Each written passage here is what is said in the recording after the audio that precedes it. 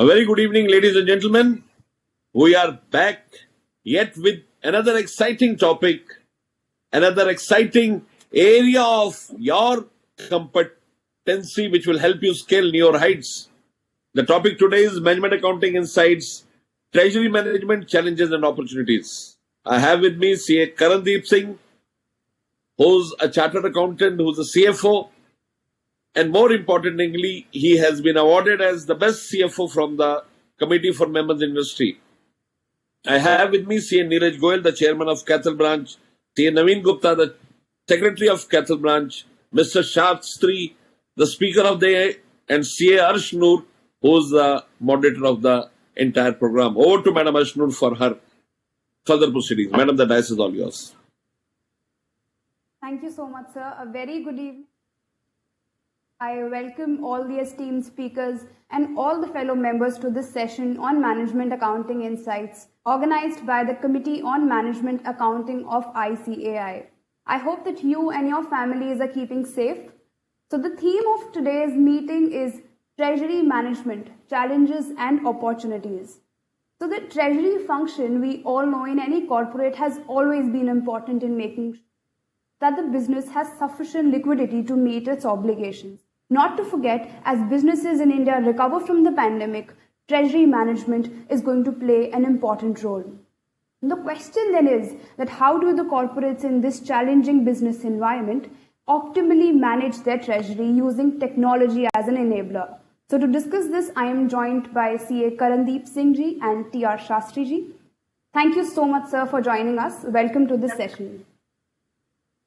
At the very outset, I would like to invite CA Neeraj Goyal, sir, to give a welcome address and also introduce CA Charanjot Singh Nanda, sir. Thank you, CA Ashnu Charla. Good evening, everyone. On behalf of Cathal Branch, it's my great pleasure to welcome our present Central Council member and Chairman of Committee on Management Accounting of ICAI, CA Charanjot Singh Ji Nanda, our Central Council member and Vice Chairman of Committee on Management Accounting of ICAI, CA Nand Kishore Hegde Ji, CA Karandeep Singh Ji, CA TR Shastri Ji, our eminent speaker, and all other associates. I am very thankful to Nanda Ji for providing our branch a great opportunity to host the program on treasury management. We wish the well-being and safety of everyone during the time of this pandemic. Before we start our session, I would like to provide some small brief for Nanda Ji. Nanda Ji is a member of ICAI since 1991. With his dynamic personality and vision of doing better, term for CA fraternity, he participated in ICAI elections and elected twice NIRC member for 2 consecutive terms. He was also elected chairman of NIRC for the period 2002-3. Continuing his upward journey and his zeal to serve our community, he was elected as Central Council member and served for the period of 2004 to 16, and again from 2019 to till date. During his upward journey, during his tenure, his CC member, he served in various committees of ICAI. Majorly, he is chairman of Internal Audit Standard Board of Institute of Chartered Accountants of India, chairman of Committee on Management Accounting of ICAI, Vice Chairman of Continuing Professional Education Committee of ICAI. He was also the member of Southern Asian Federation of Accounts Committee on Improvement in Transparency, Accountability and Governance. He also served as member on board of more than 25 committees of the Institute of Chartered Accountants of India. He was nominated also on the IRDA's steering committee for implementation of risk-based capital regime and the member of quality review board set up by Government of India. He has a great command in the field of capital market and banking. He was also the member of SEBI Advisory Committee on Primary Market and Mutual Fund.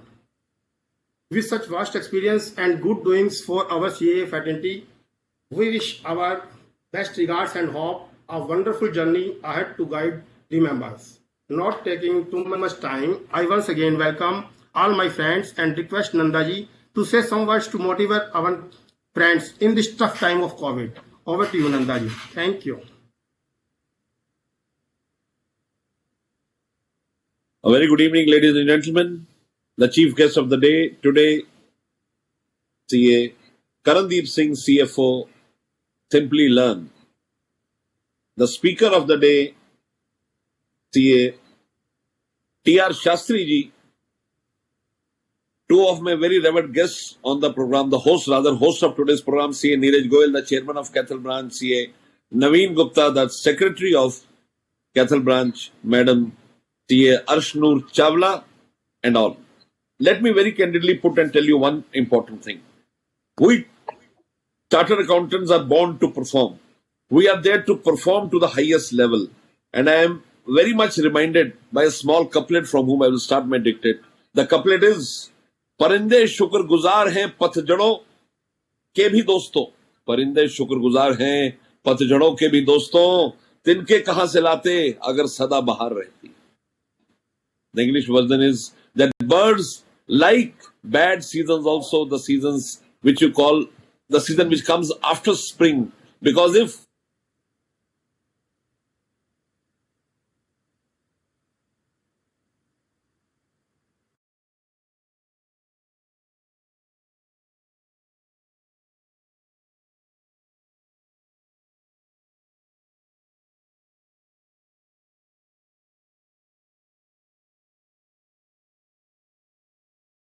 that we are again on roll, again on the rail of progress, contributing to this great nation. Today's topic, management accounting insights, treasury management, challenges and opportunities. We all know that treasury management can be understood as the planning, organizing and controlling holding of funds and working capital of the enterprise in order to make the best possible use of the funds, maintain firm's liquidity, reduce the overall cost of the funds, and mitigate operational and financial risks. Very importantly, a solid treasury management strategy can ensure liquidity and cash flow through challenging and lean times like this. I would like to say that a bank's treasury management or cash management division is a highly specialized area designed to meet the unique investment and risk coverage needs of institutional and corporate customers. I know that Mr. Karandeep has been doing this over the years, and our speaker, Mr. Shastri, also has a deep insight into it. As a part of the investment banking business, the Treasury provides innovative and collaborative services that aim to better manage companies' daily financial planning and functions. Now I come on to two very important aspects. The first, challenges to conquer. Yes, you have to ensure that there is fraud prevention. Because the Treasury Department controls a company's bank account, it is imperative that no frauds occur. You have to understand that the last line of defense against fraudulent activity is the Treasury Department. You have to consider limiting who can assess the company's bank account or authorize transfer from them or to them. The second, quality assurance for information. As a management accountant, you need to understand that we have to very candidly resonate the fact that executives make a lot of key decisions based on the information that they receive from the Treasury Department. If that information is unfortunately inaccurate or insufficient, it can hurt the business. So therefore, a double checking of the entire thing is required. The third is trading limits. You know, when the exposures go unabated, the losses also go unabated. The segregation of duties. All duties need to be segregated for people who have to work. Strategy implementation is again very important, where you need to understand how you have to work and how you have to go ahead. Treasury audit and compliance with law. Very, very important. This is an imperative work of a CFO or a management accountant to see that they move in the right direction. Opportunities associated. There are so many opportunities associated. Your bank connectivity, your real-time precise data availability, your regulatory compliance and risk mitigation are some of those areas. So ladies and gentlemen, I will not stand between you and Shri Karandeep Singh, the chief guest of the day. He has a lot of experience and I want him to translate them to all of you so that you are able to understand the thing in a better perspective. Thank you. Thank you so much. The dice is all yours, Karandeep ji. Over to Arshnur. Arshnur. Thank you so much, sir, for throwing some light on the topic treasury management. And whether it is any ICI conference or in college, it is always a pleasure to listen to you, and your couplets are indeed insightful. Thank you, sir. I would now like to invite CA Karandeep, sir, Karandeep sir is a seasoned finance leader, having worked with global and Indian organizations across retail and e-commerce, IT and ITES and QSR sectors. He started his career with Accenture and has worked in various finance and business leadership roles in Tesco, Flipkart, Sapient, Dell, Ariba, and Yum brands. Currently, he is the CFO of Simplilearn, a global edtech company where he is contributing to the mission of empowering aspirants with the skills to achieve their dream careers. It's a privilege to have you, sir. Over to you, sir. Thank you, Arshnur, and thank you everyone for this opportunity. This is indeed an honor to be part of the August Company fellow members, just to kind of, be able to share some of my experiences relevant to the topic. I think it's a very interesting topic. When Nandaji called me and said, you got to cover this topic, I said I could do this in my sleep because, I've just grown up, doing a lot of management accounting all my life, and then the email came and it said, well, it's going to be management accounting inside in context of treasury management. I said, okay, now I got to think about it. It's something which is more interesting, and I need to kind of connect the dots between treasury and management accounting insights. But nevertheless, something that I'm very passionate about, something that I felt like, is something, I wanted to do when I qualified as a chartered accountant in 92, is management accounting. And I'll give you a few insights or a few of my understanding about management accounting. I'm sure all of you guys are experts and you know the business, you know how to run businesses with good management accounting processes and reporting. But a couple of things that have shaped my thinking are as follows. Number one, is a doctrine about if you cannot measure, you cannot manage. And that is the foundation for any management accounting. And the reason why management accountants are needed is because they can help you measure it. The businesses want to manage, but then they need the management accountants to be able to measure it in the right way so they can manage it the right way. So I think that is a theme that I will keep it in context as I share my experiences, about this topic. The second thing, which I would say is something which is very, very important, and I'll share from my experiences, is when I look at, being a CFO or being a finance leader or even being a finance, management accountant in my early days, there are two things which I would bucket how you could classify, your role in a company. And I'm talking about only companies and not enterprises where I've worked. I've not worked in the practice side. And the two aspects is about how do you enable running the business and how do you enable changing the business? Because the business is running what it's doing and it's at its core, and the business is also changing. And I'll talk to you about, the two things separately. One, when I say running the business, it's about, the sales reports, the MIS, the CapEx approvals, the regular profitability, all the good stuff, the management reporting, the balanced scorecard. These are great things, and these are tools which are available to you how to enable the running of the business efficient. But the more important thing now, and incumbent on the management accountants and expectations of the CEOs, of the CFO and of the management accountants is, how do you help me change the business? Because the business is going through a lot of, uncertain times. There is, and we are seeing what's happened over the last, year and a half on the pandemic. The digitization has completely taken over. The businesses which were very steady and brick and mortar, good old channels are working. And suddenly, we've got to go and, open new channels. You've got to increase your sale, which used to be just like 5% on the digital and online. It's got to be 20, 25, 30%. How do the business think about it? How do you measure success there? And I think the management accountants need to play a very big role in that. Changing the business could be launching new products. Changing the business could be, entering into new geographies. Changing the business could mean, new lines of business. Elements is something that a management accountant can play a very active role. So I just wanted to say this in context that when you think about your role as a management accountant or even a CFO, you've got the core business, which is what you have to run and make sure it runs efficiently. But there is the change the business idea, which is the new strategic imperatives, what's happening from a macroeconomy point of view, and how you are helping the leadership and the CEO and the leadership team to think about these changes and implement these changes, and yet measuring what the success looks like, what good looks like, and that's what the management accountants need to play a big role in that.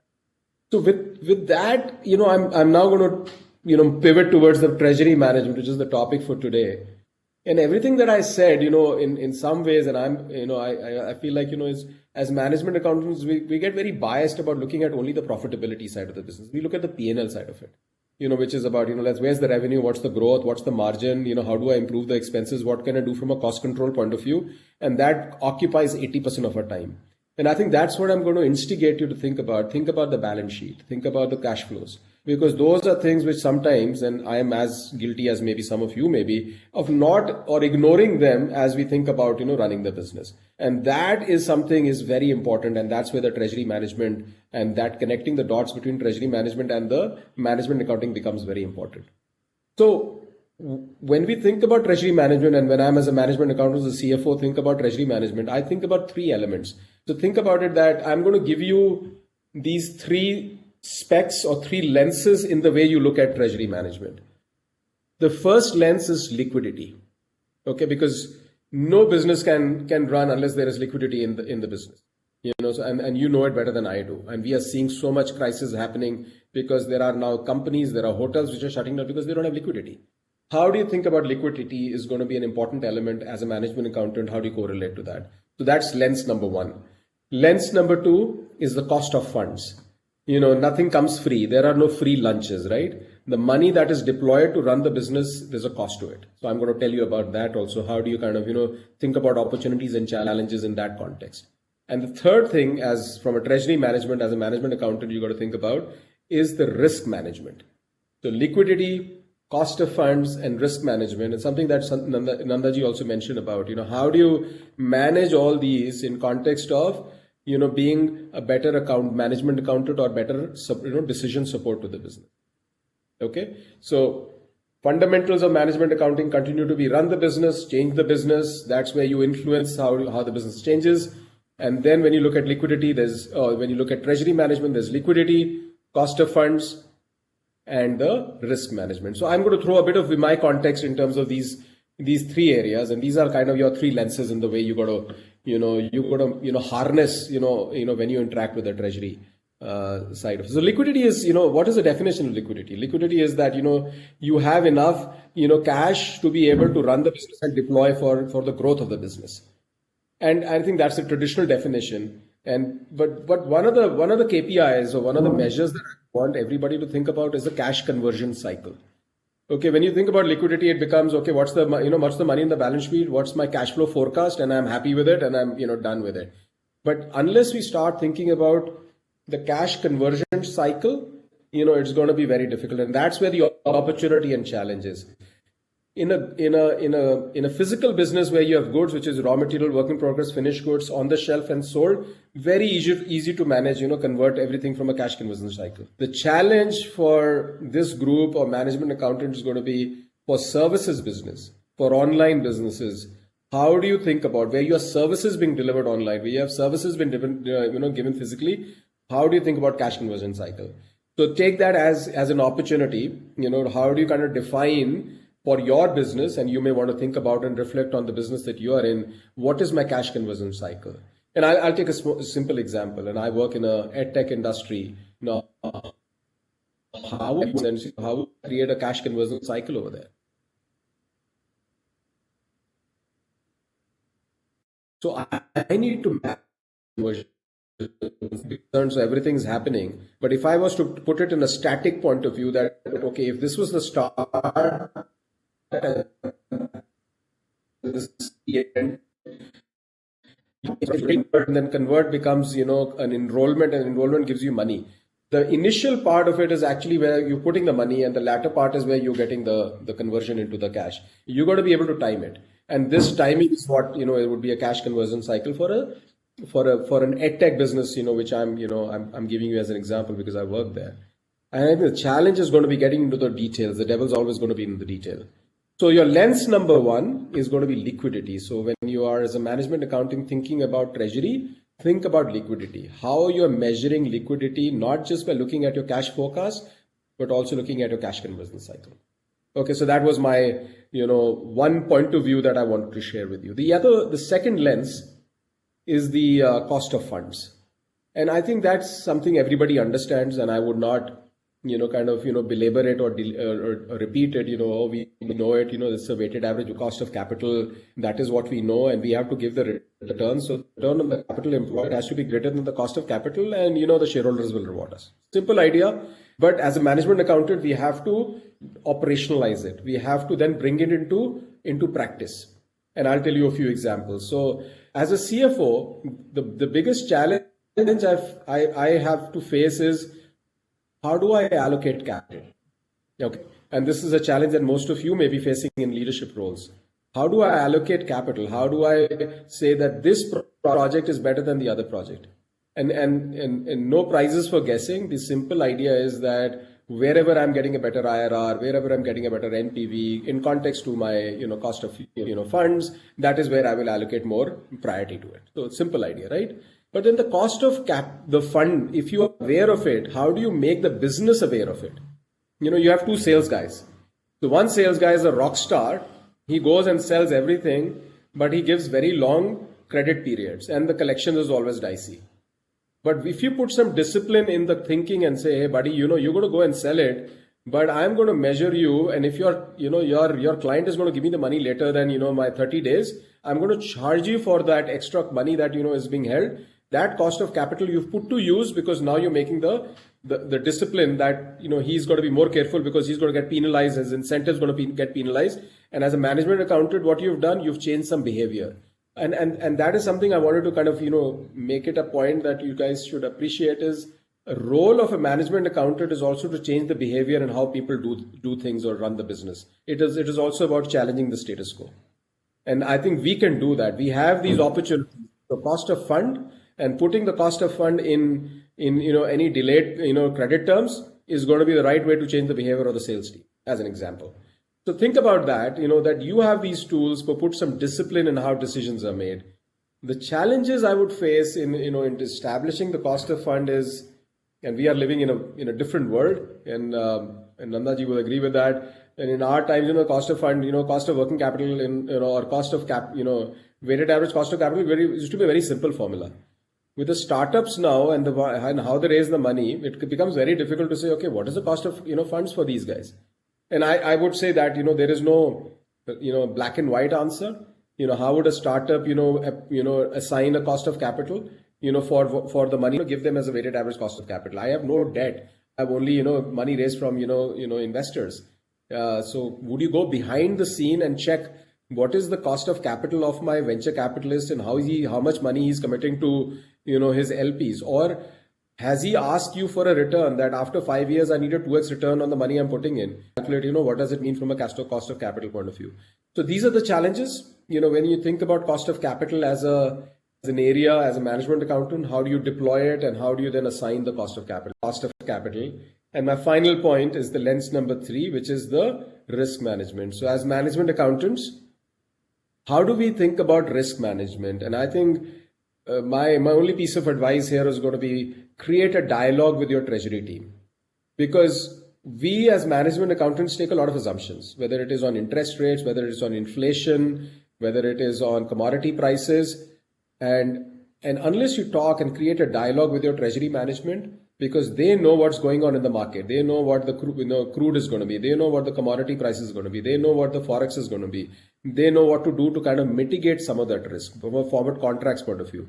They also know what assumptions you have taken on interest and inflation, and whether is that okay, because they are able to see a macro environment, how the currencies and the commodities are moving. So the third point about the third lens you got to look at is that I have to manage risk is because if you are measured on the forecasting accuracy of how you do your P&L or how you do your forecasting, you have to talk to the treasury team. The treasury team will give you the insights of what is going on in the market in the macro environment, so that your assumptions on interest, on inflation, on the raw material prices that you have assumed, all of that, and then if there is a risk, then they can cover it for you, so you can take their help for that. So my in summary, as management accountants, and we have a job to do to kind of make sure that the business is always delivering on their numbers and their guidance. There are lots of role that we play on the treasury side of it. So the 3 things, and I will recap it and then I'll finish my topic. Get closer to the liquidity, get closer to the cash conversion cycle. understand your cost of funds and get it, updated, and then bring that into practice by deploying it so you can change the behavior and and put some discipline. And third is have a conversation and dialogue with the treasury team, because they will give you the insights and test your assumptions on inflation, on the commodities, and on the forex side of things. So with that, let me just close my topic. I think this is a great topic. I mean, I think the management accounting insights and treasury management have a very, very big role to play to the success of the business. As management accountants, we get measured on how well are we supporting the business from a decision support point of view.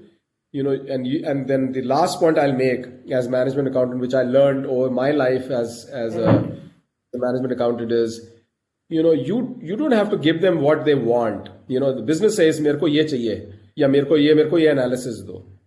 You should give them what they need to run the business, not what they want to run the business. And that is my last comment. As management accountants, will be great if we give them what they need, not what they want. What they want may not be right for them to run the business. So thank you very much.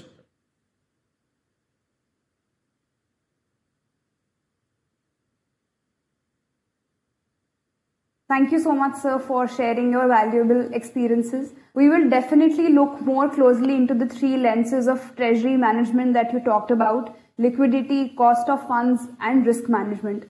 We would also initiate more dialogue with the treasury team. Thank you so much, sir. We really look forward to listen to you again. I would now like to invite T.R. Shastriji.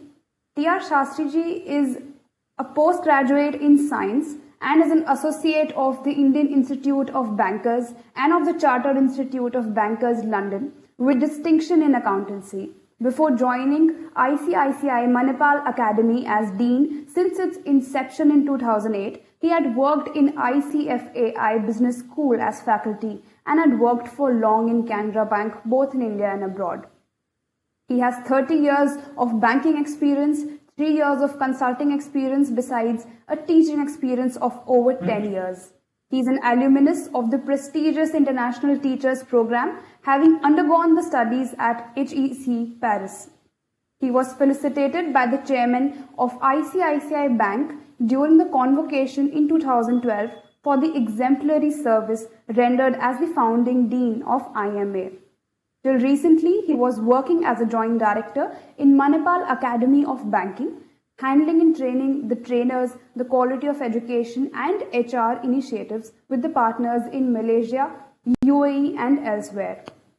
He has also authored a book on FEMA, and his various articles have appeared in a number of publications and trade magazines. He has been a regular guest faculty in leading universities, banks and institutions including ICAI. He strongly believes that TRS stands for teaching, research and service to the institution, which are the essential qualities of a teacher. It's indeed an honor to have you, sir. Request you to address our audience with your enlightening words. Over to you, sir. For a minute, I will keep the video on to confirm that I am not a robo. Maybe then I will switch it off so that the communication is better. Good evening to all. Let me open the PPT and try to share it. It may take a couple of minutes to adjust that. I hope I am audible and this is visible. Yes, sir, you're audible. Audible. Is the PPT visible? No, sir, it is not visible as yet. Okay. I will make it visible. I think we'll see what is the issue. Just a minute. Give me time.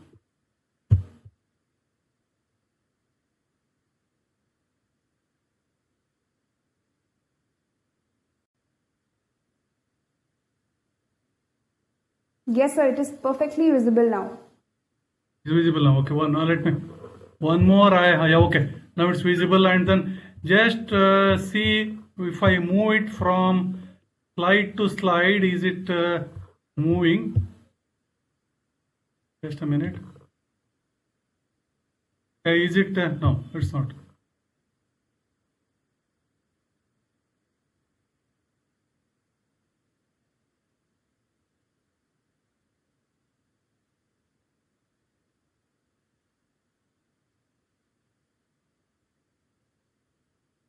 The PPT visible now? No, sir, the PPT is not visible now. It was visible Okay. earlier, but yeah.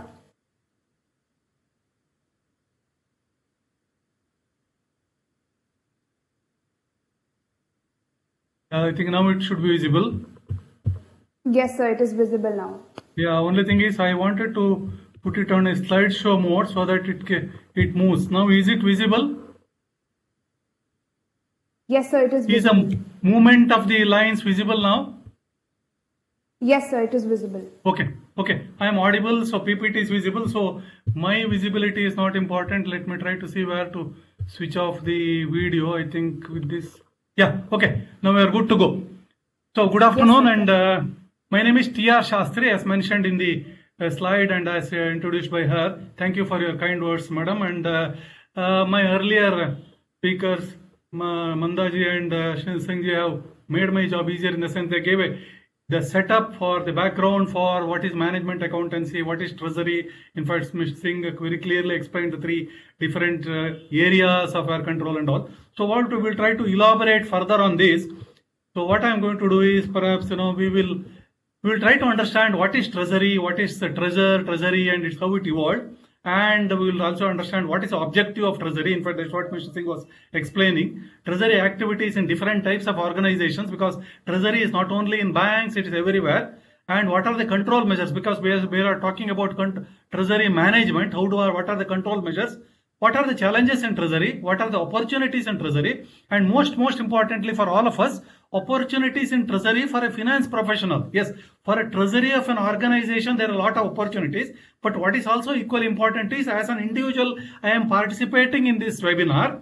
What is the benefit I get out of this? What is it in for me? What is it in there for me? So I will try to understand the opportunities to us as individuals, as individual finance professionals. That's what the entire our coverage would be. So at the end of the entire discussions, we should be able to form a broad view of the treasury. I mean, what are its activities? What is it treasury? Where does it function, etc., etc. What does it basically treasury mean? And then, of course, what are the challenges and opportunities available as finance professionals? This is a broad coverage. What is it here? So let me also tell one point. It is possible that some of you are already deep into treasury. You may be in the treasury of a bank or organization or a corporate, etc. For some of you may be in the audit of treasury, or you have some idea about what a treasury is. There may be a few who may not be very familiar with the treasury because you are not handling this as a part of your profession, or you would have got into this profession recently, you would have become a chartered accountant recently, and then what you have studied conceptually in your examinations or studies, and you may not be into a treasury activity in your work life. So there is a possibility that there is a lot of academic diversity in the sense different people may be at different levels of knowledge. So I will start with a little of basics and then try to understand what it is and what the challenges and opportunities. So what it means is, for some of you it may be a bit basics at some stage. For some of you it may be little above the head in case it is completely new and all. To that extent, kindly tolerate. We may have to do a sort of in between course correction and all. So let me try to explain very briefly. I will go through the slides a bit quickly because these are basics and you may be already aware of it. What is treasure? Treasure is nothing but a valuable. Anything that is valuable is a treasure. That's a dictionary meaning of it. But purely for us as a treasurers, as treasury people, what is also important is, it is not sufficient if it has only a value. It should also be a marketable value. For example, you take case of Taj Mahal in Agra. It is a very, very valuable monument for the country. It's very valuable. But it is a treasury. Is it a treasury product? Obviously not, because basically it is not marketable.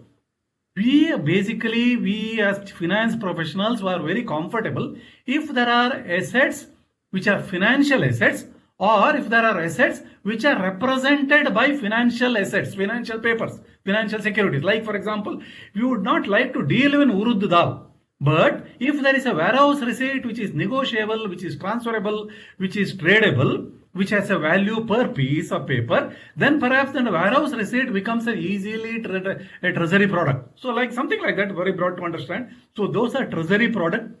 And treasury, we deal with treasures, but treasures of this type. So that's what treasury is. What is treasury? Treasury is where these products are basically traded. They are bought and sold, they are lent and borrowed, or a combination of that, like typically like in a repo transaction, effectively it becomes a combination of buying and selling plus borrowing and lending. Remember, in finance, there are only two types of transactions, financial transactions. One is the borrowing and lending, another is the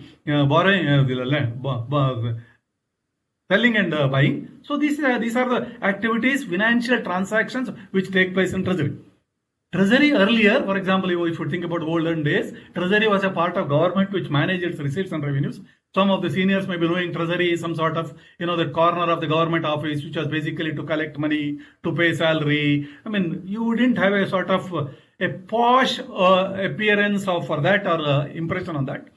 Treasurer was the person in charge of the treasury, for example, in the like the IRS, Inland Revenue Service of US, or the treasury of UK, etc. The person in charge of it, maybe the minister himself, or what is the treasurers they were called. Now, of course, treasury refers to a non-government entity also. As I said, maybe say 50 years ago, treasury means it was only in government. Subsequently, non-government entities, where all it appeared, we will see it in now, where all there can be treasury. Why treasury? Even now, after government, we think about treasury means we generally think about banks having a treasury, a full-fledged treasury, a functionally active treasury, etc. Generally, we associate as a first step with banks, basically because banks deal with money and they are the financial assets which we are very, very comfortable, which are they deal in securities, which are tradable, negotiable, etc., etc., and all. And then all assets of banks are financial assets, whereas for a corporate it may not be the case. So generally, first preference or first step after government, next one we think about treasury is associated with banks. What are the objectives of treasury management? Kandeep Singh very clearly mentioned it about the liquidity and the cost of funds and the risk management. As the same thing, let me try to elaborate further. Treasury management, we are talking about treasury and also treasury management. Please remember that treasury, there is a concept of managing the treasury. We will understand it a little more clearly because that is a fundamental foundation for our entire today's webinar. We are not talking about merely treasury. We are talking about treasury management. Treasury management refers to set up policies, strategies, transactions, etc. That means within an organization, what they have decided, within an organization, what the organization has decided to adopt and implement for what? For three things. Number one, to raise finance at acceptable cost and risk. Basically, remember, this will talk about the liquidity. Do you require liquidity? Do you want to raise finance? If so, at what cost and what risk? This is what exactly Karandeep Singh was telling about it. It may be that the corporate or entity has got excess, surplus. So then it is a managing cash resources. That means basically optimizing the revenue at acceptable risk. That means if there is I am an entity, I am a corporate, I have got 100 crore surplus. Somebody is giving 10% interest or 20% interest. Can I deploy it there? But is it an acceptable risk? So I have to manage between the revenue and acceptable risk. So that means basically treasury is required even the entity requires funds to augment its liquidity, or when the entity has got surplus liquidity, or that means it has got cash resources. So treasury has a role in both the situations. And as you can visualize, or some of you may be knowing, there are many entities or a bank may be there which may finance at 11 o'clock and which may be actually deploying the surplus at 11:01. So because it continuously is a question of playing around the money. With these two, add to reduce the risks of interest rate. That means it is not only raising finance or managing the surplus, but also to reduce the risk of what? Interest rate risk. That means basically about if you are in the domestic situation, interest rate risk, or if it's a foreign exchange risk, the fluctuation of exchange rate, etc., or it may be the commodity prices, as well as conducting its relation with financial stakeholders. Perhaps for an entity, it is not sufficient. It may be a bank, it may be a corporate. So in addition to, for example, of raising funds, managing risk, etc., also the relation with the stakeholders becomes a part of the treasury activity. In other words, the summary of it is how to have the funds in place as and when they are required. That means exactly in simpler words, it means how to manage the liquidity and how to put the cash to best use. What is meant by cash here? Cash does not mean the physical cash, obviously, the liquid assets. And the best use. What is meant by best use? The optimal returns at an acceptable risk. That's what we said here. So this is what the objective of treasuries, or rather objectives of the treasury is. So managing surplus, managing requirements, and of course managing the liquidity, managing the risk associated, all types of risk. And of course, just to very casually to make a mention, may not be a good politically correct word, but there is no socialism in treasury. There is nothing like a priority sector, best, etc. When you are dealing, when you are buying or selling a security or an asset or a financial asset, and the spur of the moment, if the counterparty makes a mistake and quotes 1 cent extra or 1 cent lower or 1 paisa extra, etc., you don't telephone back to him saying that, hello, my dear, you quoted a wrong rate, correct it, then we will trade. In fact, you immediately click the deal, complete it, and make a profit out of it. So that's what the socialism is. Basically, that means the focus is very, very sharp in treasury. There is no diversion of thoughts, diversion of the objectives. It is a sharp objective. So to that extent, that life in treasury becomes very clearly sharp and focused. These are the objectives, as I said. So as I said, what is on to a treasury managing? Managing what? Why it is to be managed? Treasury is there, we understand. Okay, I am a corporate, my 10,000 crores turnover, I have a large surplus, large requirement, lot of foreign exchange exposure, etc. I will set up a set of people and a room separately saying that this is the treasury you manage. So, but what is there to manage? So, managing nothing but managing the liquidity, money management or liquidity management. Money is the same as liquidity management. What is on to liquidity management? Okay, I will manage the liquidity. I keep every balance up to the last rupee in my current account with the bank of the corporate. I am highest liquid any time, there is no problem at all. Obviously, liquidity and yield do not go together. You keep the entire thing in current account, your yield is zero. On the other hand, you keep it in the best possible liquid assets which appreciate very high. Let us say you put it in real estate because the real estate, let's say, prices are going up high. Obviously, your cost is a yield. Your cost is liquidity. Yield is high, liquidity. So yield and liquidity do not go together. So how do you manage that is extremely important. You understand the entire corporate requirement. If you are in a corporate treasury requirement, what are the new projects coming up? When are the funds due for payment? When are the repayments due for a term loan? When is the external commercial borrowings are to repaid? Or when is my investment due for repayment? When the inflow is expected, etc. You require the entire cash flow management clearly so that you try to make a best use of it. I have got a surplus for 3 days. I have got a surplus for 8 days. I have got a shortfall for 3 days. Or in a bank, I have a shortfall for 5 seconds. I have a surplus for 10 minutes. Something like that and all. So how do you manage the liquidity on a time frame? That is what liquidity management would be. Forex management, some of you are perhaps very familiar. For some of you, it may be very foreign exchange. The first word in foreign exchange is foreign. So if you are not familiar with foreign exchange, the entire foreign exchange management looks like completely foreign. But then once you start handling, it becomes domestic. It means you understand, you internalize it and all. Basically, your exposure management in different currencies. In fact, the previous to that question is actually, should I take an exposure? Then I have to manage how to manage. What is the expectations? In fact, if you recall, Karandeep Singh very clearly said, the treasury people will give you an overview of how it is managed, etc. and all. So for everybody else, in fact, they expect advice, guidance from treasury. So if you are managing treasury, if you are inside the treasury, you are expected to know a lot more things than others as far as the liquidity is concerned, as far as foreign exchange is concerned, exchange rate movements are concerned, etc. Interest rate. It's not only exchange rate movement, even the interest rates in different currencies, perhaps you should have a reasonable good idea about it and all. So that way, your forex management covers all those areas. Risk management, other than business risk, details we will talk about a little later in a separate slide. Managing the risk of money, liquidity, interest rate risk, or foreign exchange risk, commodity price risk, etc. Credit management, this is particularly applicable for corporate treasuries. Usually in a bank, there are separate departments to handle credit of good credit, quality, appraisal, etc. Whereas in a corporate, for example, if there is a corporate which has got 50 crore surplus, 50 crore rupee surplus, it wants to deploy it in the corporate market for say 5 days. Obviously, you also try to understand who is your counterparty, what is the credit risk, whether the party is worth, etc. Just because you get a better interest rate, obviously you do not deploy it. So that way, to that extent, perhaps corporate credit treasury has got the additional responsibility of managing the credit. What is into credit? Managing the credit counterparty risk, and also perhaps some of the corporates, the the treasury also may be responsible for availing credit facility, negotiating with the bank. It's not simply the negotiating means some interest rate negotiation or exchange rate and all. It's basically to find out what are the alternate methods of raising funds. Is it, for example, better to borrow in rupee or in foreign currency, in dollar, euro, etc., or in Japanese yen? Should I raise a bond or should I raise a variety of instruments? Where can borrow and can bond, etc., etc. I think I have a slide on that. We should discuss that.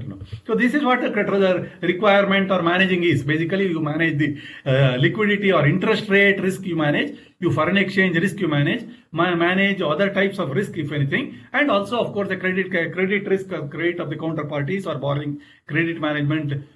Credit management sometimes may help in liquidity, basically because you have your committed lines of credit from the banks or institutions, so that its liquidity can be augmented anytime when it's required. Treasury evolved, I briefly mentioned about it, volatility with regard to cash liquidity, foreign exchange rates, etc. Basically, think of a situation like this. All interest rates are fixed by government or Reserve Bank of India. All on cash credit, on term loan, everything is fixed by Reserve Bank, let us say, on deposits, etc. Or similarly, for example, Indian rupee has a fixed exchange risk, exchange parity with foreign currencies. Suppose hypothetical, obviously, it's not very hypothetical because long ago that used to be a situation. Around 3-4 decades back, that was the situation. In that case, obviously, you can visualize that the treasury role is almost negligible because there are not much of freedom available, there are no options available. But over a period of time, with all the volatility coming up in liquidity, that is interest rates and exchange rates, and so the treasury came into the picture. Treasury's role became important. Similarly, significant import of GFC. What is GFC? I think all of you can understand. Global financial crisis of 2008. What happened is the corporate treasurer's role became very important then. Corporate treasurer became not only a liquidity manager, he became a strategic risk manager, he became a strategic risk partner, he became a stakeholder manager. What is meant by, you understand what is liquidity manager. I think all of you understand. Strategic risk manager, I think you got an idea about it. I was telling about the managing various types of risk and all. What is meant by strategic risk partner? This is important, you should remember, particularly for the corporate.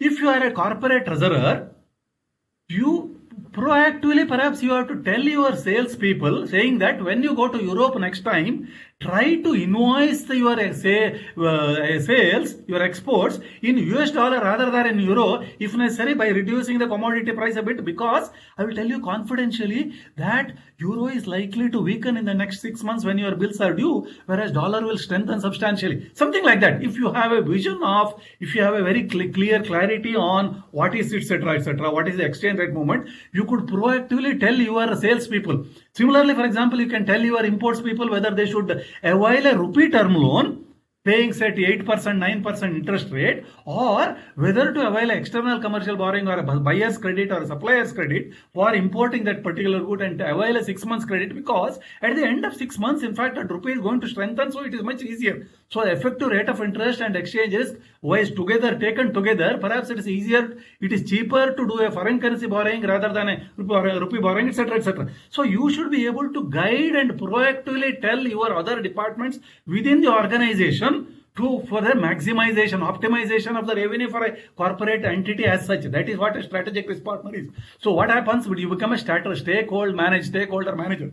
That means during the annual general board meeting, in fact, the shareholders who are present there will ask whether the head has come here because we saw the profit. There is large profit due to treasury, so we would like to stand up when he is entering the hall, or we would like to tell a good morning to him, or something like that. Don't take it very seriously, but then this is what you become. The treasurer becomes, the treasury profit may become more, or at least a significant portion of the entire profit of the bottom line of the entire corporate. Many times it happens in a financial organization, in a bank or an NBFC, etc., etc. If the treasury management is very good, the profit generated there may be more than what the original, the core business of the organization has generated. So need arises, diversified depth or diversity or higher. That means where the question next should come is, actually you should ask a question: which organization should have a separate treasury? I am a private limited company. I am a partnership firm. My turnover is 75 crores. My capital is 1.25 crores. Should I have a treasury? Or I am a 10,000 crore turnover company, blah, blah, blah, etc. I have foreign currency borrowings, I have imports, exports, variety. I deal in 8 currencies, obviously, etc., etc. I have sometimes surplus, I largely borrow, blah, blah. So where the depth and diversity of financial activities are higher, it may be advisable that the finance activity is segregated separately into a treasury and it evolves into a separate treasury. Now, what is the reason for this to happen? One, as I said, bank regulation. We mentioned all that. That means basically the banking rules and regulations. There is a lot of freedom given to the treasurer to borrow, deploy funds, currency-wise, tenor-wise, etc., etc. The competition in the capital markets, in fact, what is meant to that? There are a variety of instruments available. Capital market itself does not mean only IPO as it used to be earlier. Oh, I am raising capital, but where? I am raising capital in USA in the form of ADR, GDR, etc., etc. So it could be anywhere else. So that way, the capital market is a global capital market is accessible to me. It is allowed under exchange control rules. There are a lot of options, variety of options among financial instruments available and financial partners. In fact, I need not go only to a bank to borrow. There are specialized lending institutions with whom the borrowing can vary. There are specialized organizations which provide variety of capitals. You was mentioning about cost of capital. For example, if you had asked a question this 50 years ago, what is the cost of capital? Oh, we will say there is no cost because, I'm talking. Capital means only the liability is paying dividends. So if I don't make any profit, I don't pay dividend. So that means there is no cost. But here is not the case now. We have sort of committed capital, venture capital, variety of capital itself is a different types. So there can be a cost of capital. So variety of instruments and partners with whom funds can be raised. Sometimes I don't even understand, I can't make out whether the funds I have raised is equity or borrowing, because it looks like borrowing, it looks like equity, but it has the features of borrowing or vice versa. So all that type of financial instruments have been generated or available in the market. So one reason is for this is there is an impact of technology. You will be able to arrive at variety of derivatives, value, etc., and all using technology. You can, in fact, the arbitrage opportunities are very less now. In fact, earlier there used to be an arbitrage opportunity between a Calcutta Stock Exchange and Mumbai Stock Exchange. Forget about it. Now the arbitrage opportunity between a dollar interest rate and Indian rupee interest rate, or a dollar exchange rate plus exchange rate between dollar and rupee plus interest rate in dollar and INR are so closely linked to each other that there is hardly any opportunity for a swap or for making a sort of arbitrage out of arbitrage between interest rate and exchange rate, because technology makes rates available. Reuters screen or Bloomberg tells it on a continuous live basis. So the opportunities are less. That means the treasurer then has to be much smarter to beat even the technology. So the delivery of technology, even to delivery of treasury services, that means basically making available the products, exchange rate, interest rate, etc., etc. It's much easier. A financial discipline, treasury management has become a sort of financial discipline that takes care of a broad view of company's financial resources. It manages plus, minus of both sides with the acceptable risk. So that means basically treasury is not simply a liquidity manager or a risk manager now. Treasury is a strategic risk partner or a stakeholder manager now of an organization. That's what the importance is. What is treasury in a bank?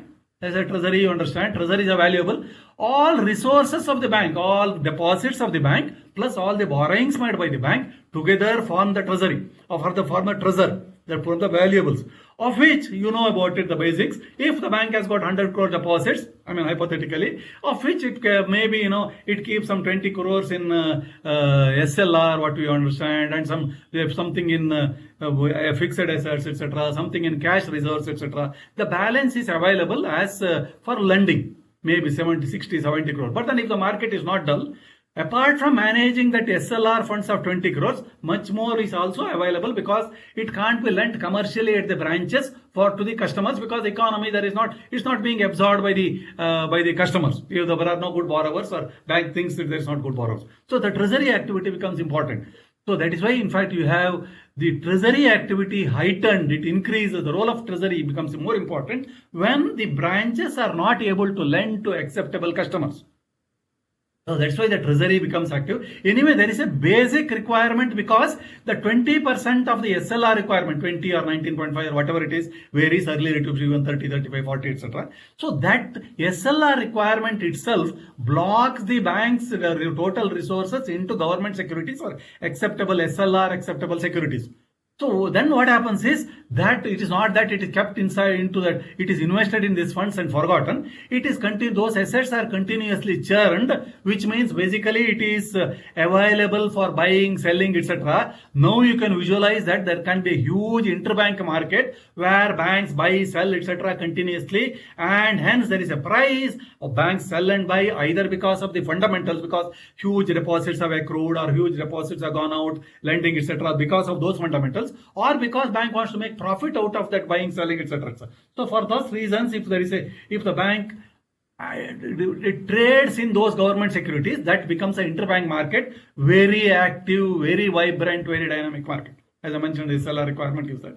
Earlier, all these government securities used to give very low yield. Bank interest rate on deposits or advances used to be around, say, between 10 and 15, 20%, etc. for the deposit, advance, etc. I mean, I'm talking about around 3 decades ago. Subsequent, at that time, government securities were only around 4%, 5%. It was more a sort of pressurized, a punishment-like situation for banks. But now it's not the case. Government borrowings are reasonably at market rates, and in fact, commercial rates are also come down. So there is a closer yield between SLR yield, that means yield on the government securities, and also on the lending to customers. So that means basically the branch yield, the yield on account of the activities in the branch, yield on account of activities in the treasury, both of them are bringing almost similar revenues, similar interest rates. Yield, of course, will vary depending on how do you deploy it and all those things.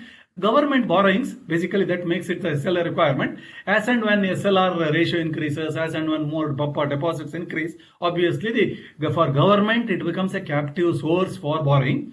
So there could be surplus funds or tight money conditions. For example, you understand these terms. Banks may be having surplus funds because borrowers are not borrowing enough, or acceptable borrowers are not available, or basically because there is a tight money condition. That means on the other hand, that means basically the economy is booming, everybody is borrowing, lot of economic activities are taking place, etc. So banks may be, because of surplus funds, banks may be lenders in the market, or banks may be borrowers in the market. So, but anyway, it's a treasury activity becomes full. What the branches do, and basically is a sort of for you to understand, banking books, I mean, it's not accounting books as you think about as a chartered accountant. Banking books, basically the activities of the branches, that which are in the form of accepting deposits and lending, borrowing and lending money, are part or major part of the banking books. The buying and selling of securities, the value of security, etc. The activities of treasuries are called as trading books. The treasury, trading books, the branches, the banking books. I mean, basically, broad understanding of it. I mentioned to you about the various risks, just a chart summary for it. I think some of you knowing about it. So basically, the financial risks are divided into 3 categories called credit risk, market risk, and operational risk. For credit risk, for example, it's for a bank or NBFC, even for a corporate, a counterparty default may be there. Market risk is basically interest rate risk or exchange risk, etc. Operational risk is operational, you know about it, system failure, staff dishonesty, etc., etc., and all. Why there is risk? Credit risk is deliberately undertaken by a financial intermediary, whereas the market risk, actually, financial intermediaries do not have any control. Even corporates also. For example, if the corporate decides to place 50 crore surplus with another company for say whatever interbank instrument, it is a deliberately undertaken activity because basically to earn money. But during that process, the company also undertakes a credit risk. So all credit risks are definitely on account of deliberate activities. Whereas market rate, like for example, interest rate fluctuation, exchange fluctuation, etc. An individual entity does not have any control at all. Yes, bank, for example, even the largest bank of the country cannot say tomorrow this will be the interest rate or this will be the exchange rate, etc. It has no control. Operational risk are of course encountered unwittingly. How do you measure this? Because this is important is because you remember the topic what we are discussing today is about the challenges of treasury. These are some of the challenges which the challenges have to manage. How do you measure that? For example, you measure it. how do you credit rating, credit standard models, particularly for retail loans, etc. Evaluate risk and other models are available, mathematical models are available, computerized models for market risk. Of course, operational risk, obviously there are no models as such. It is more a sort of hit and run. We try to understand based on each case. Every time one operational risk is managed, another type of operational risk arises, but that's an unfortunate part of it. And how to monitor post disbursement, structured monitoring, etc. for credit risk. Continuous mark to market, continuous valuation is one way. It is not, it can be monitored that way. Concurrent audit, other common sense tools, etc. are used for operational risk. Remember, concurrent audit, you are all auditors or you are all eligible to become auditors. So you have a great role in monitoring operational risk. How do we mitigate it? Credit enhancement, collateral securities, guarantees, third-party securities, etc. can be asked where it is possible. Scientific modeling can be done for market risk. Of course, and operational risk, artificial intelligence is playing an important role in guessing and preventing this that type of risk and all. What is the instance of just an example credit? Although the NPA is very familiar word, is an example of a credit risk or arising out of credit risk. A genuine loss in banks, treasury transactions, etc. There was a company around 25 years ago, LTCM, long-term capital management. If those of you are interested, put in Google. It's an extremely good example. Even there was a Nobel laureate and several PhDs in physics, maths, etc. were there. There was a loss of $4.6 billion, which is a large amount 3 decades ago. Punjab National Bank, for example, of that 14,000 crores, etc. Or there is a loss of $81 million lost by Bangladesh Bank. Bangladesh Bank is a central bank, the equivalent of Reserve Bank there. It lost $81 million. They are all on account of operational risk. If you are interested, this 81 million, I think all of you are familiar or at least have heard about this jewelry that long. But this $81 million, if you are not heard about it, please see, it is a very interesting case of an operational risk faced by central bank of a country. In fact, it would have become nearly $2 billion. Fortunately, in fact, it stopped and then the ultimate loss was only $81 million. So these are the types of operational risk which a treasurer faces. In which types of organization there can be treasury? Because we think, as I told you, government long ago, then banks, where else there can be treasury? There obviously corporate, I think now you know about it, there may be so many of you may be working in corporates, either in treasury or in corporates where there are treasuries. Because the corporate faces a similar issues, like for example, surplus, liquidity management, shortage, etc., liquidity shortage, etc. Mutual funds, obviously, these are all financial intermediaries of one category. In a bank, you accept both. Your liquidity can fluctuate both ways. Mutual fund, perhaps it's the inflows and outflows are of one particular type.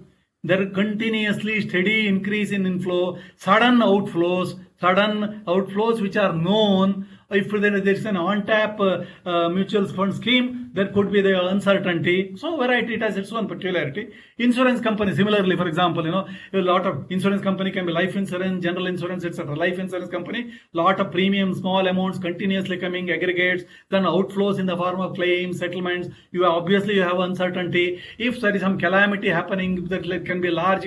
But if you are a general insurance, for example, a treasurer, if there is a calamity, there can be sudden outflow. So these are all challenges for a treasury for liquidity management. Pension funds, for example, and you can visualize pension funds liquidity management and insurance company liquidity management are exactly opposite. NBFCs, obviously very similar to banks as far as these issues are concerned, but to some extent it has got a little more freedom. Specialized NBFCs, it may be gold financing NBFC, housing finance NBFCs, infrastructure financing NBFCs, all that and all. Each of them treasury has got its own challenges, basically because the inflows and outflows patterns are different from banks. Banks, fortunately, one good thing is there is continuous increase of liquidity because deposits are continuously increasing. Similarly, fortunately, if the reasonably market is good, there is a continuous outflow also. So liquidity can be incoming and outflowing. There could be. After some time sitting in the treasury, you get a sort of grip on the situation of the inflows and outflows and all. In a specialized NBFC, that may not happen. It may take long time. HNI, high net worth individuals, for example, many of them have got what are called as private officers. So their own, for example, their own individual wealth itself may be more than some of the NBFCs or more than some of the small private sector banks. I and you, frankly speaking, I and you, even though we are not HNIs, we may not have crores of rupees, we may not have even lakhs of rupees, but sometimes without realizing, we do a function of a treasury. For example, if I decide to put my deposit of 10,000 rupees in this bank or that bank, where interest rate is high or low or 0.5% more there, or should I go for a mutual fund because the financial advisor says this particular scheme is good. I decide to avail a housing loan. Should I go here or there? Should I go for a floating rate interest or a fixed rate interest? Should I go for a long term or a short term, etc., etc.? All of them are actually treasury activities. This part of the brain, we don't call it as treasury, but remember, we are all doing treasury activities actually. What are the expectations? I think we know about it now. High yield on surplus, low cost funds availability, and risk with acceptable level. Risk management policy of the organization. This again, risk, what is not an acceptable risk? It's a very nice word to tell. But how do we arrive at the acceptable risk? It again varies with the organization. If there is a family concern, if there is a publicly held company, if there is a mutual fund, if there is a private insurance company, if there is a public sector bank, their risk management may be marginally different. Subject to the overall regulators' guidelines, there may be some freedom for being little conservative, little not dynamic, etc., etc. No.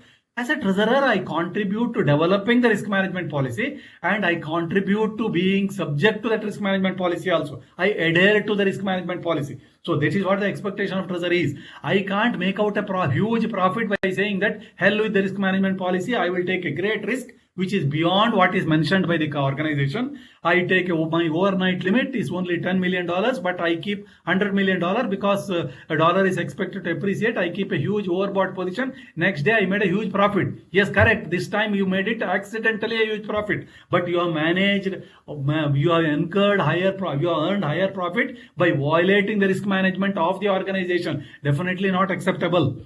So asset liability management for banks, it is obviously banks and many financial intermediaries. This is a regulatory requirement, but even otherwise, perhaps it is prudent for anybody to follow ALM. What is the point in, for example, I have huge balance in my SB account, I have huge balance in fixed deposit, I have huge funds in variety of asset classes, but when I get down from my taxi from my office to the house, I have forgotten my wallet, and I don't have any cards, etc., etc., then my liquidity is a big problem. There is no point in having all that. What is the point in having assets of one side type and liabilities of another type? All that is used. You can easily visualize it. Asset liability management becomes an important expectation. It is a treasury which manages ALM. Regulatory compliance, most of the people who participate in treasury, that means most of the entities who have a treasury, are subject to one or the other regulators. It could be RBI, it could be SEBI, it could be IRDAI, or whatever it's and all. So regulatory compliance is extremely important, basically because remember, we are not simply in treasury, we are in the business of treasury management. That means it's a managed treasury.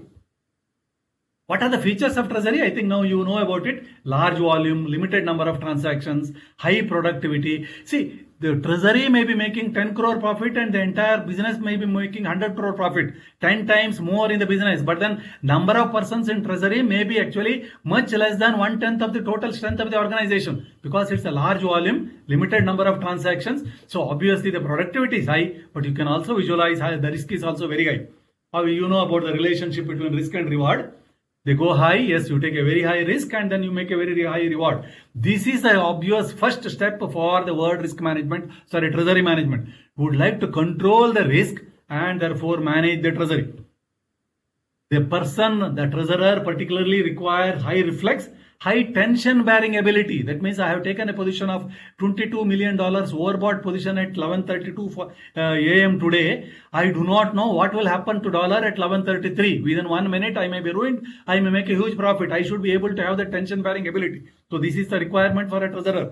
There is a clear organization structure, front office, back office, mid office, etc. It's a part of the treasury management, so that there is a check and balance for each of them. Those of you who are in treasury, perhaps you are very familiar with what it is and all. The staffing therefore has to be very different from an operational staff. They have to be finance professionals, very different for front office, back office, mid office, maybe different types of different ingredients, different types of competencies are required for placing them in these sections. When there is a need for treasury, I think we mentioned about it, when the depth and diversity, when the complexity and the volume increases, any entity requires a separate treasury. Otherwise, perhaps the finance department manages. As I said, as an individual, I manage my treasury, whether to keep in this bank or this asset or that asset, borrowing here or there, etc., purely by not having a separate treasurer as such. You remember I was telling you, an HNI can also have a treasury. Why? Basically because HNI has got his own other areas, his own work or to do, and he or she may not be very competent in managing the financial assets, and the volume is very large, and now there are opportunities for diversifying the asset class because of the economic liberalization. Hence it requires a separate treasury. So starting from government till HNI, there can be a treasury. We saw the list completely there.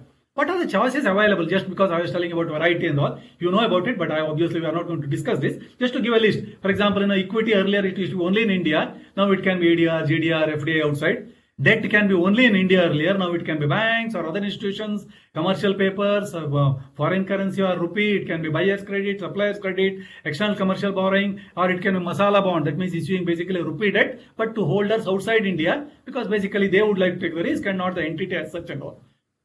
This is for raising funds. So what for deploying funds? For example, it can be in banks, it can be in certificate of deposit, it can be other money market instruments, variety of starting from call money market to government securities, from one day overnight funds to long-term funds. There are different segments of money market.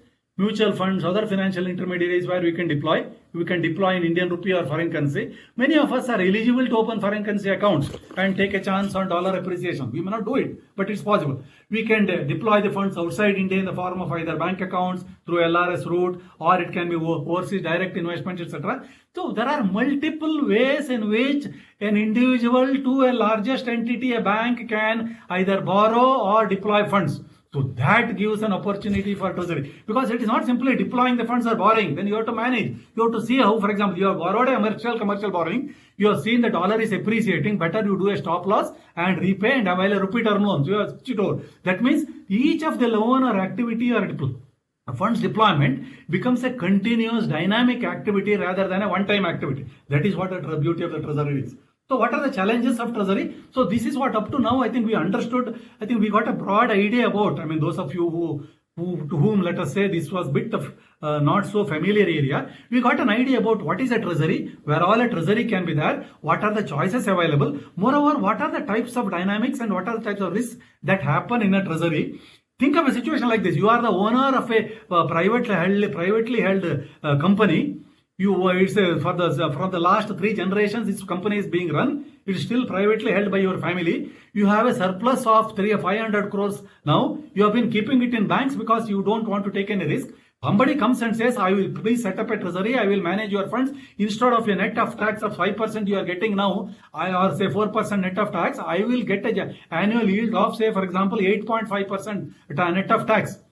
That means basically you have to take a decision, is it true or not? Then he will explain all these. So then you have to understand what are the challenges, how to control. The entire treasury management comes to you. Remember what will be your BP, what is the hesitation you have in entrusting your hard-earned 500 crore surplus to this new treasurer who says he will give a higher yield. So that type of situation, the challenges are large volume, high risk transactions.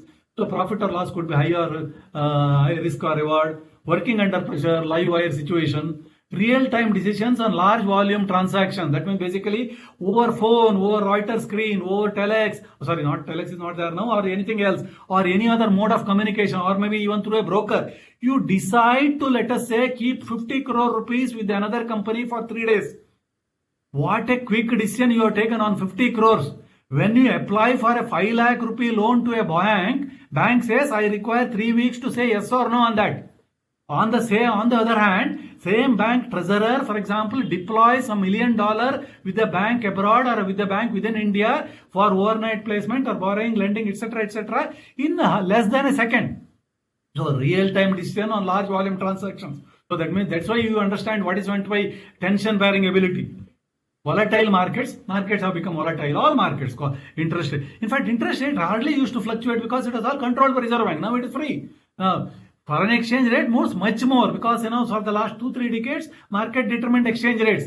So unpredictable movement. You do not know what factors are there. And similarly for equity prices, commodity prices, there are a variety of situations which you can't even imagine that was the reason why it fluctuated, etc. There are a variety of regulatory guidelines.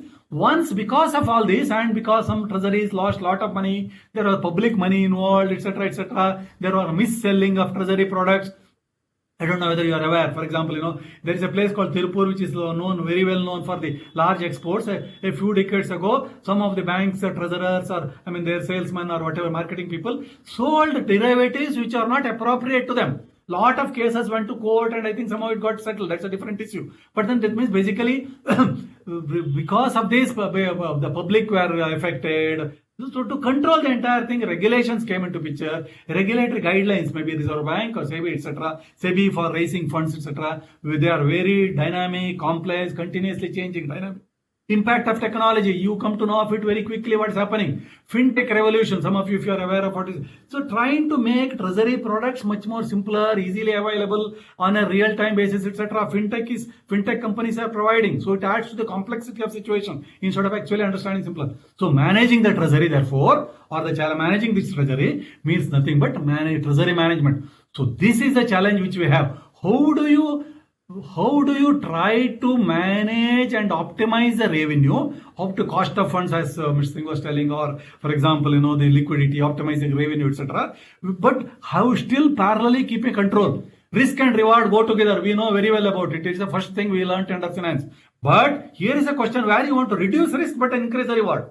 So that is the beauty of risk, the treasury management. That's what it is. So that requires a lot. That requires a lot of controls. What are the summary of the controls, for example? One is organizational structure control. That means basically there is a front office, back office, mid office, etc., etc. So that there is a checking for everything. Somebody, the 4 eyes principles or 6 eyes principles, or all that words, whatever words we use it. Mr. X does something, X does it, Y checks it, and Z authorizes it. So at least in some transactions, or for that, in fact, there will be 3 persons only subject to 3%. The probability of all the 3 going wrong simultaneously sometimes are extremely rare. So to that extent, it becomes easier. So there is a functional separation, there is a Chinese wall between front office, mid office, etc., etc. There is an organizational structure control. It is very well laid down, time tested, globally accepted principle. Risk management policy document. This is a starting point for any organization. If an organization decides to start a treasury, or if you are the auditor of a treasury, if you are getting transferred to a treasury for the first time within the organization, the first thing you should know is actually to become familiar with the complete risk management policy of the organization. It may be very confidential document. If you are an outsider, you don't have an access. But if you are a part of it, this is the starting point for learning, because that tells the Lakshman Rekha, which can be crossed, which cannot be crossed, what is sanctified, which is the basic principle of the organization, etc. Risk management policy does not have one line sentence saying that maximizing the profit is the only goal of this organization. That can't be the risk management policy. It gives the granular details for all the activities, the floor and cap for all the activities and all. Delegation of accountability, variety of limits, measuring efficiency, etc. Overnight limit, counterparty limits, etc. Variety of reporting both to internal, external, regulators, etc. So that there is some sort of checks and balances. Procedural contract, for example, how exactly, if the front office puts through some deals, how the process flows into back office, how it is overseen by the mid office once in a way, etc., etc. There is a huge, large, sort of long RBI internal guideline on risk management. It is bit, of course, complex, but then over a period of time, if you are familiar with the treasury, you understand it easily. It gives very, very sharp guidelines on what can be done, what cannot be done, and all. FEDA, Foreign Exchange Dealers Association, for all the banks and who are members of for a FEDA, that means for essentially banks, there are additional FEDA guidelines. There are FIMDA guidelines also. There are code of conducts for the dealers, both issued by FEDA and FIMDA. These are all variety of controls that are laid down so that some sort of treasury management can be done easily. So having understood what are the challenges, these are what we said is these are the challenges we have. So, difficulties, challenges, etc., etc. So how do you manage? We try to understand how do you manage it, how do you control it. Then what are the opportunities?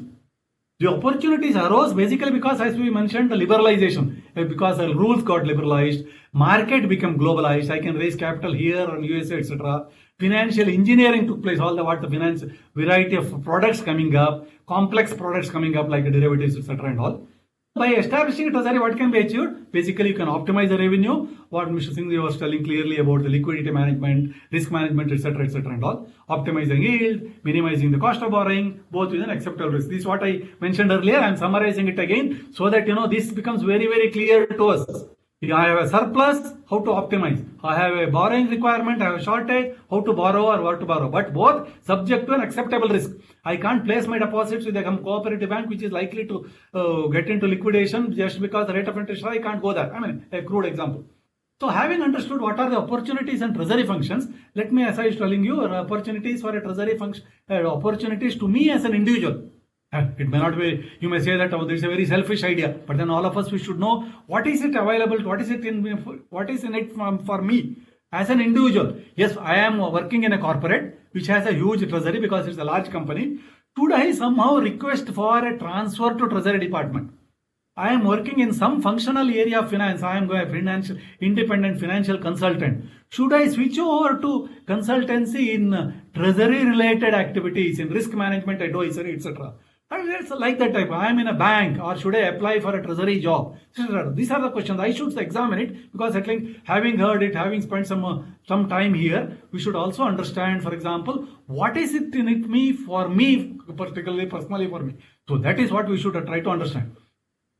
In the treasury, for example, if I am thinking about an opportunity in the treasury, as a dealer in front office, for example, what are the opportunities or what is it I am eligible for?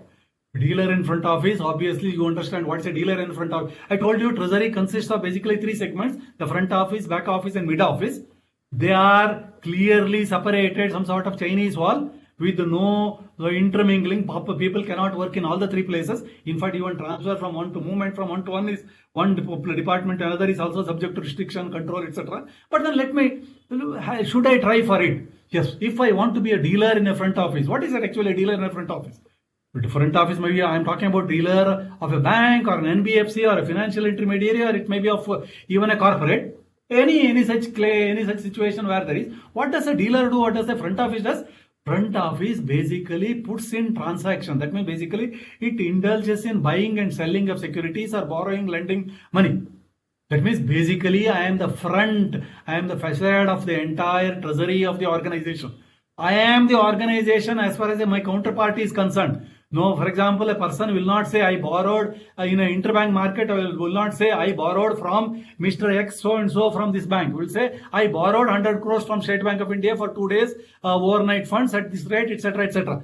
Or rather, I placed deposits. I placed my 50 crores with the X Limited company for 5 days, blah blah, at rate of interest, etc.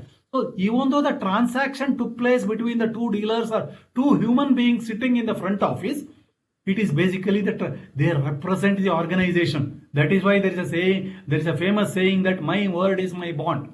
That means basically the dealer represents the bank, the dealer represents the organization, and the dealer's words become binding on the organization. If a deal has been concluded at, let us say, 72.34 rupees per dollar, or the other party confirms and the bank or the organization cannot afterwards come back, no, my dealer made a mistake, it is not 72.34, it is 72.43. I mean, something like that and all. You can't do about it. It's binding organization. So that you realize that obviously the dealer is actually a very dynamic dynamic situation, dynamic place, has to be necessarily young, lot of tension bearing abilities. The burnout is very high. In fact, as per in banks, Reserve Bank guidelines clearly say that the dealer cannot be a dealer for lifetime. It has to be, for example, 3 to 5 years are the normal maximum time. In fact, it is difficult for somebody else because that burnout will take place. Your ability to withstand pressure, your ability to put through transactions, where your prompt reaction, your mental sharpness itself will start weakening. So obviously, if you are young, if you are looking for dynamic opportunities, if you are interested in challenges facing, if you are interested in risk management, risk handling, your tension bearing ability, if it is very high, maybe dealers front office gives a very good opportunity. Front office in a bank, if any other financial intermediary, of any type of financial intermediary, corporate, etc., etc. I made a list of it earlier. All these are places where a front office puts through transaction. Maybe the number of transactions will be very high in a bank.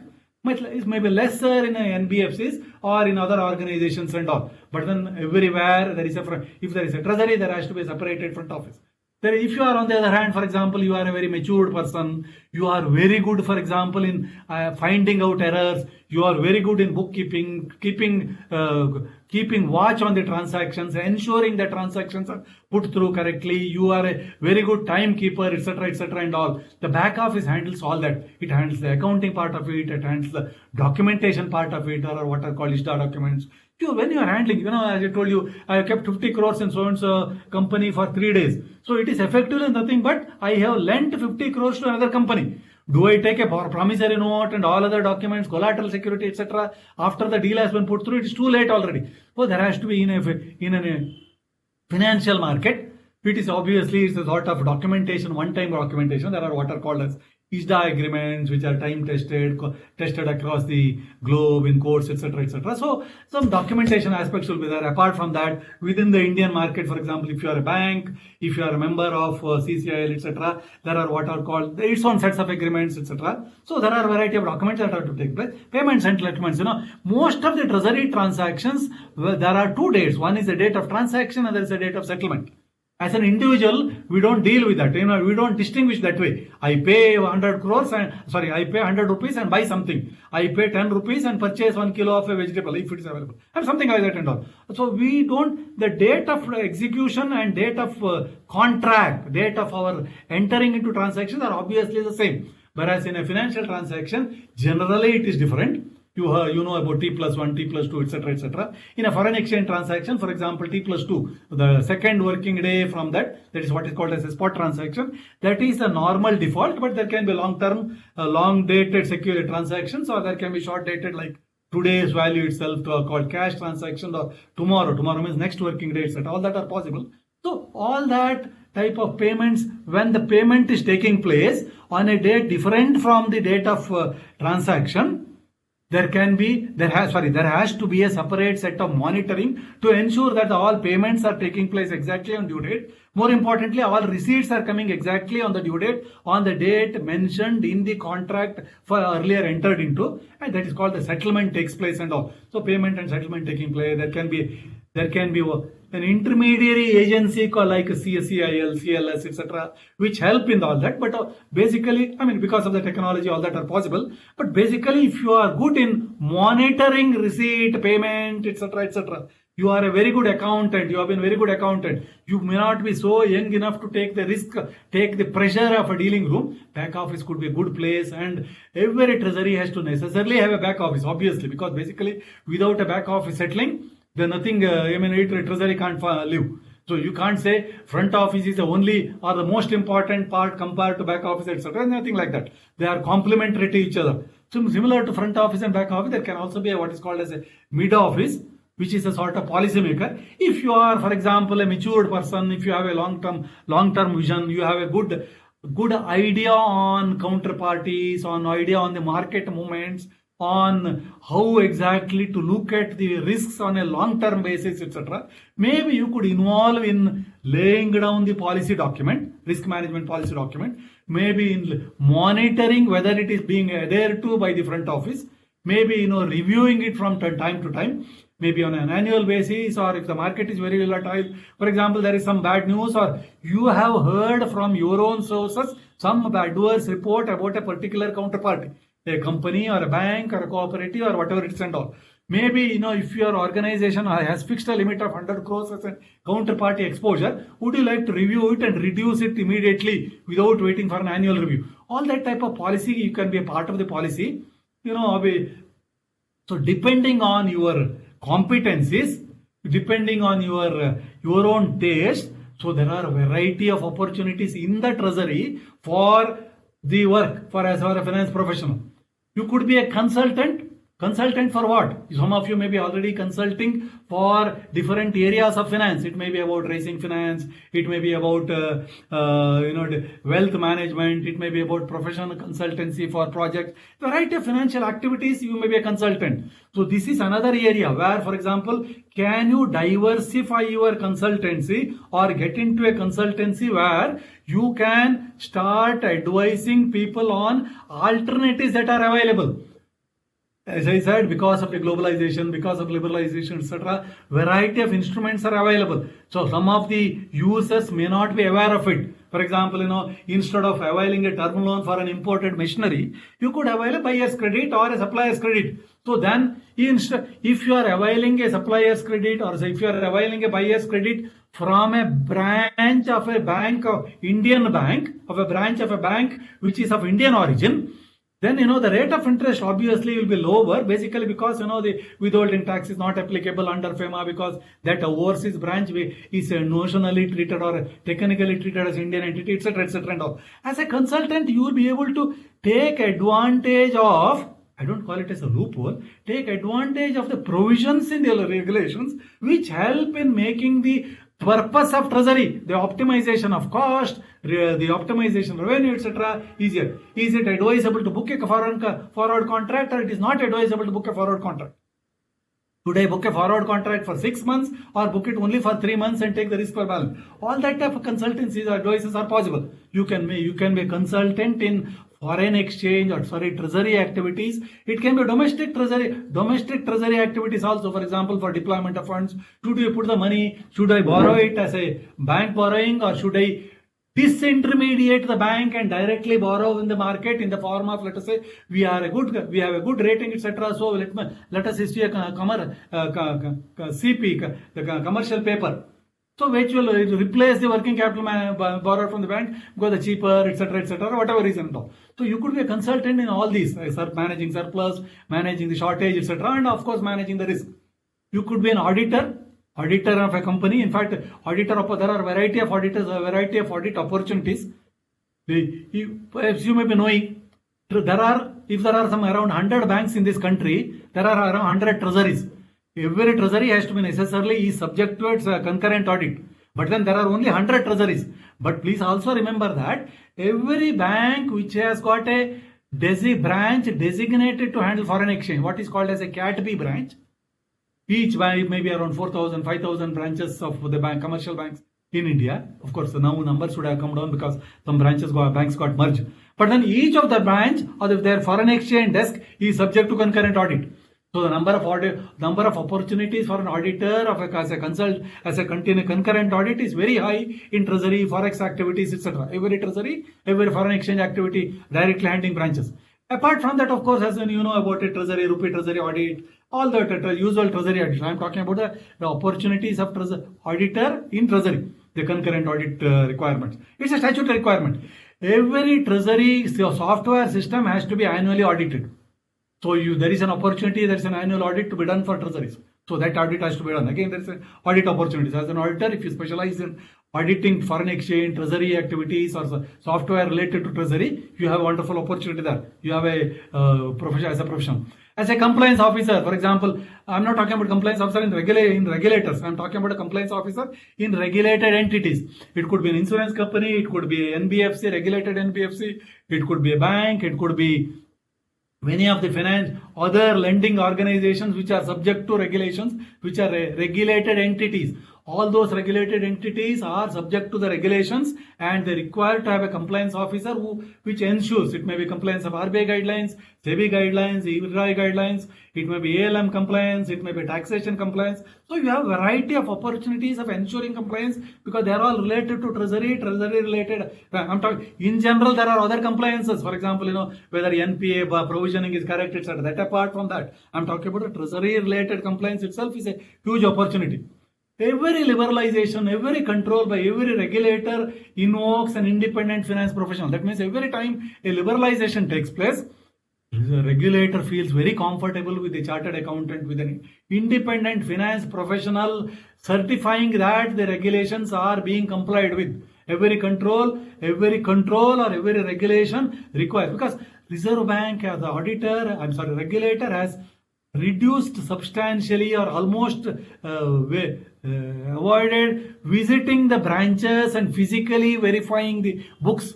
It is more a sort of off-site surveillance, on-site regulations, on-site surveillances have reduced substantially. So those reductions have been replaced by an independent finance professional certificate like by you people. So obviously you have a lot of opportunities there. As a marketing professional of treasury products, what is called as a customer facing treasury. That means basically the treasury, what we discussed so far, all the front office, back office, etc., they are all some sort of in a separate, isolated place. Customers don't directly go there, except in banks. There can be a corporate treasurer, etc., one person nominated. But otherwise, generally it is secluded. Even bank, other staff of the organization also do not go there frequently. But the products of the treasury, it may be a forward contract, it may be derivative products, it may be variety of products to take advantage of the risk, exchange rate movement, etc. So there is a great opportunity for marketing. So I say, this becomes a part of your consultancy activity. That is, marketing can be part of it. It can be within India and abroad. Indian finance professionals are considered as most intelligent, and there is a huge demand for that. You have a demand within India, within outside India. With financial intermediates, it could be with finance, as I mentioned, it could be in the bank, it could be financial other intermediaries, it can be corporates, it can be HNIs. Everywhere there are treasuries and everywhere there are opportunities. Just to give an example, for example, this is a chart, I just made a chart, a sample, few samples only. If you take, there are what are called as master directions by RBI. Master direction means a sort of consolidated circular by RBI. It could be reporting under FEMA, reporting by banks, reporting by corporates, etc. Variety of reportings, either on account of investments, inward investment, outward, overseas direct investment, etc. All type of reporting together. If you say the word auditor appears 18 times in that direction in the circular, in that instruction sheet. The chartered accountant appears 11 times. In the master circular on imports, the word auditor appears 13 times. That means, basically, maybe 1 or 2 maybe repetitions. But then basically, there are some 10, 12, 13 instruments, 15 instruments 15, 12 instances or situations relating to import, relating to FEMA reporting, etc., where a certificate or a compliance confirmation by an auditor is required. Similarly, under exports, or if you take the government circular, there is you may be knowing the Government of India, the DIPP, what's the Department of Promotion for the Investment Department, Disinvestment Department, issues the FDI policy circular. Earlier it used to be 6 monthly, now for the last 2 years. After 2 years, it has issued in the year 2020. The word auditor appears 11 times, chartered accountant appears 11 times. Investments abroad, the master circular of RBI 4 times, 3 times, etc. That means in each of the situation, even routine situation like remittance out of assets, somebody has got some assets, it has to be, the proceeds are to be repatriated. In fact, there are requirements where an auditor has to certify. It may be tax compliance or whatever it's all. In all these situations which are having a bearing on treasury activity, an auditor or a chartered accountant requirement is expected from the regulators. This is just a sample, as I said. This is by RBI. Similarly, by SEBI, other regulators, there are requirements, there are expectations. It's not simply requirement; it's an expectation. In fact, when a certificate is given by the chartered accountant or by an auditor, it is taken with lot of sanctity. So obviously, you have not only an opportunity. Obviously, along with that, you have a lot of responsibility also. I mean, all the opportunities come with responsibility, but we are all ready for that and all. To take it, for example, this is one. There is a blog post, I don't know whether you are seeing, it's by some of the chartered accountants in Mumbai. It's called financepost.in. If you are interested, you can visit that blog post. There are several articles relating to treasury also. If those who are interested, you can see. This is one of my articles, increased role of chartered accountants under liberalized export process. I think it's January this year of so that article appeared. There is an RBI circular. Just as an example. This is not directly related to treasury, but then there is a export process which got liberalized, and there are a lot of expectations arising out of some chartered accountant. That's why, in fact, the title of my article itself is Increased Role of Chartered Accountant under Liberalized Export Process. So that means for every activity, every liberalization, etc., a chartered accountant and finance professional comes into the picture. If you are therefore a combination of, let us say, you are a finance professional, which you are already there, you are already a finance professional. Let us say you are also a security audit professional. That means you are good in, so you have a CISA certificate or all that or whatever ICASA certified requirements. Or you are also specialized in one of the areas of finance, like for example, Forex, international finance, taxation, derivatives, or any of those segments. If you are a combination of it, I'll tell you, it's an extremely deadly combination in the sense, then what happens is, you are the entrance of the world of opportunities.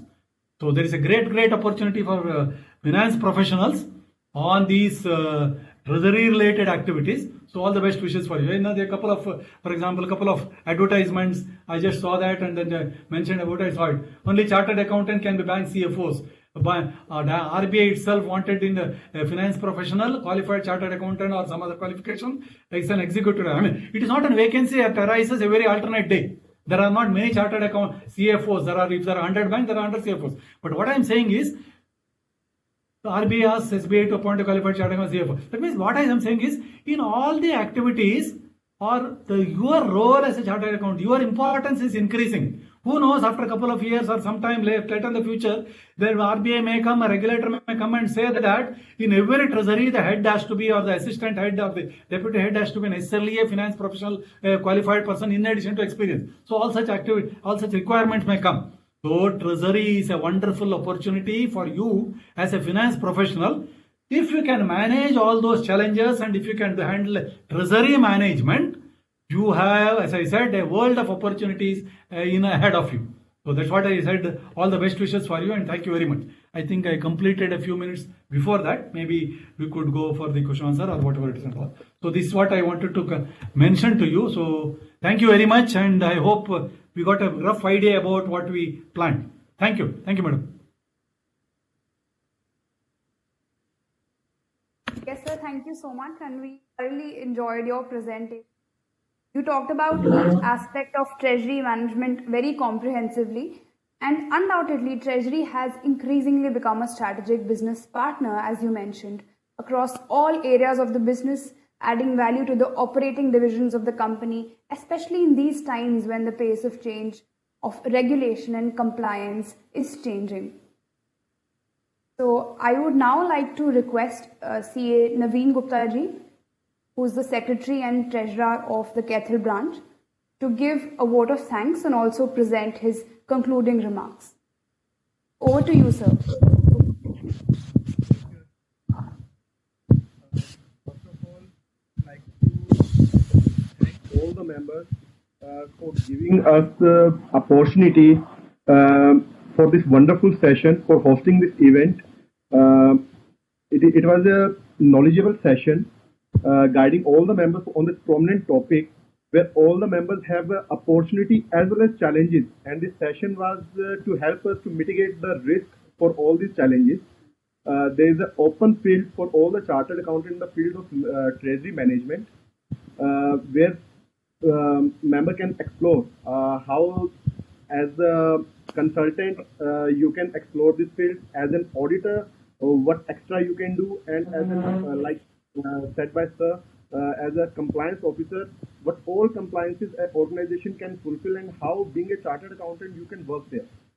I would like to thank our prominent, our eminent speakers, CA Tia Shastri ji and CA Karandeep Singh ji for guiding us on this topic through this session. A special thanks to Nanda ji for providing us opportunity for hosting this event, and hope same coordination and same guidance we will find in future also. On behalf of Office Bearer of Kethel branch, I thank all the members for attending this event. Thank you, everyone. Thank you so much, Naveen sir.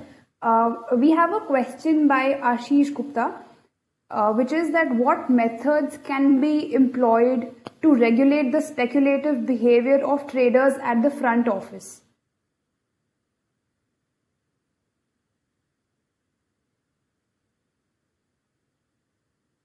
Sir, would you like to take up this question?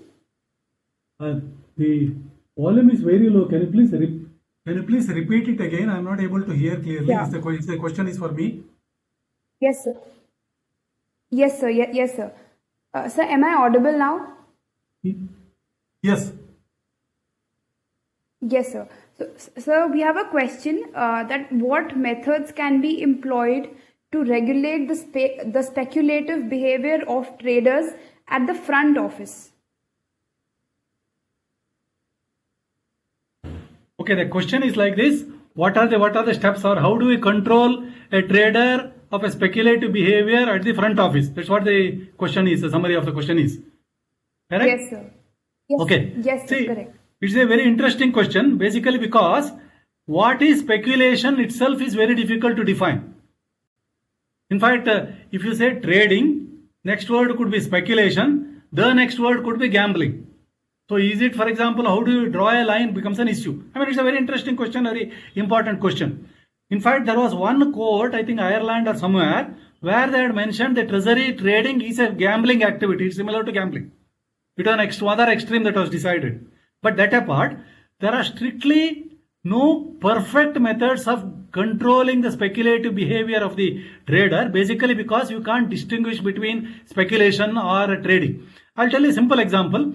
A bank has got, take the case of a customer has given an export bill for $1 million. Bank purchases it. It becomes a 1 million overbought position. So at that stage, ideally speaking, if the bank is not interested in trading, the bank will sell $1 million in the interbank market and makes, let us say, 1 paisa profit, and with the end of it, with that the transaction is or the coverage is complete.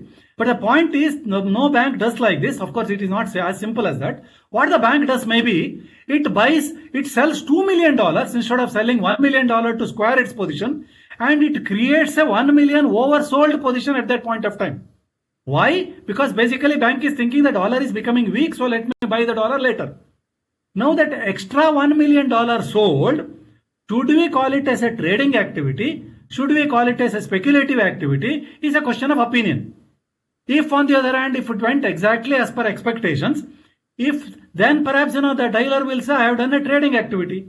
If it went against, it could be speculative activity. So generally what a corporate or a bank does is, initially in the beginning, as a part of the risk management policy, the organization lays down lot of limits for overnight limit, deal size limit, counterparty limit, gap limit, etc., and all.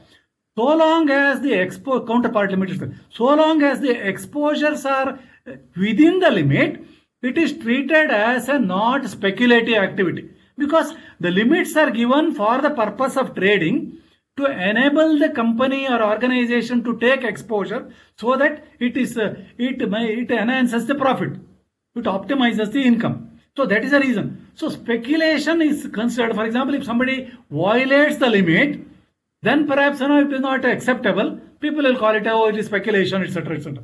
Otherwise, I mean to say, in short answer to that question is, there is no way to distinguish between a pure trading activity and a speculation. Unnecessarily exceeding the limits, often repeating mistakes, they are all considered as indicators of speculation. I hope I have broadly answered the question. As I said, there are no perfect answers to this question. Yes, sir. Thank you so much. So we since we have some time left, we can have more questions. I would like to request the participants to ask more questions in the question box. And if no one has anything else to ask or add, then I think we can wrap this up. Are there any more questions? I'll just check the question Madam, just box to tell, once. as a sort of humor, my first job was as a teacher. So if the students did not ask questions, I used to ask questions. So better they can ask questions. I mean, obviously I don't treat them as students, but please feel free to ask questions if possible, wherever possible answer, because the idea is that we should be reasonably clear of all our doubts also on these topics, because we are all finance professionals. For some of us, it's the first entry into treasury. So let us have a very firm foundation. There could be some problem with the communications, your internet problem, etc., because voices, etc., but then we will manage. Don't have hesitation to ask questions.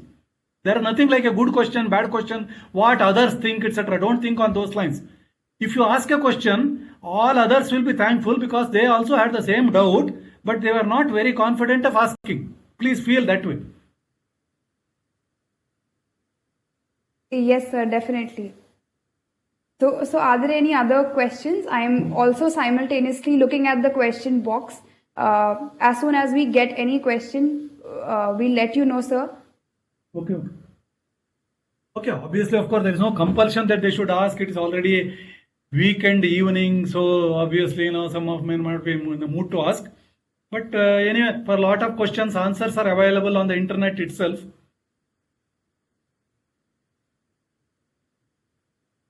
A lot of people are requesting for the PPT, sir, if you could share that.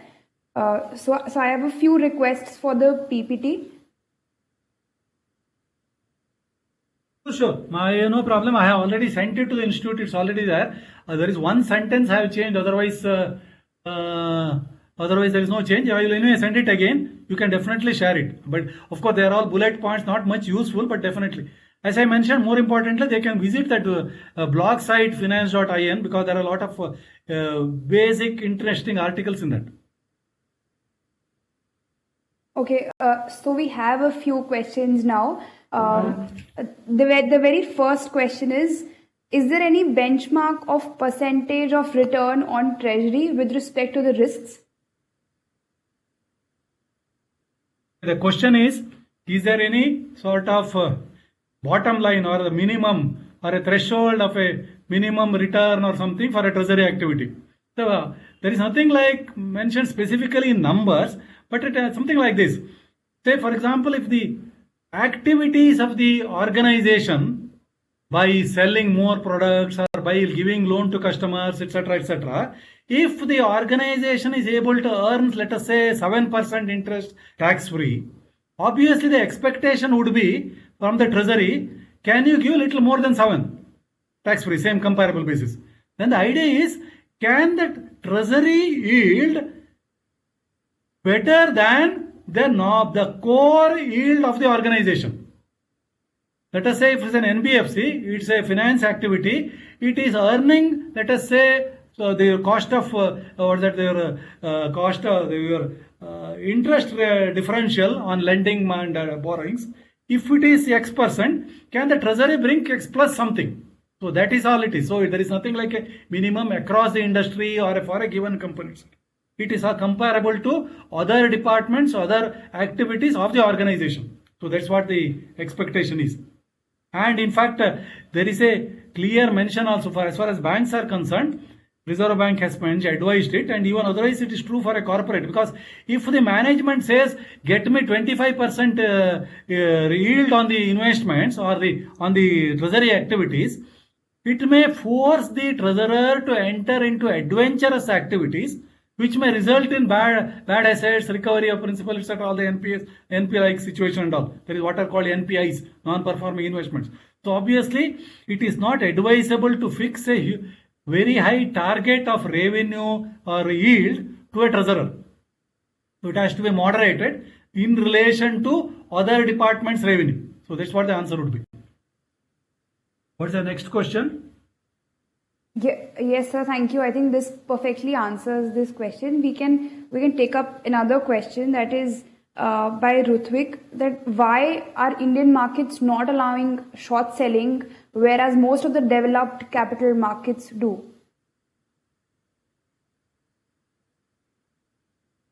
Why Indian market is not allowing short selling, whereas other developed markets are allowing? That's a question.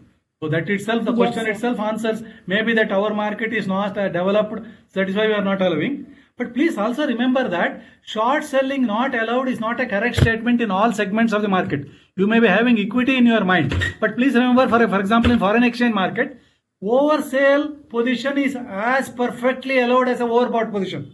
What is not an oversold position? It is might be I have sold something which I don't have. In a previous answer, I gave an example where a bank sold $2 million, even though it got only $1 million export bill on hand. One other $1 million, it resulted in a oversold position of $1 million, because basically bank sold $2 million even though it had only $1 million receivables in the form of export bill.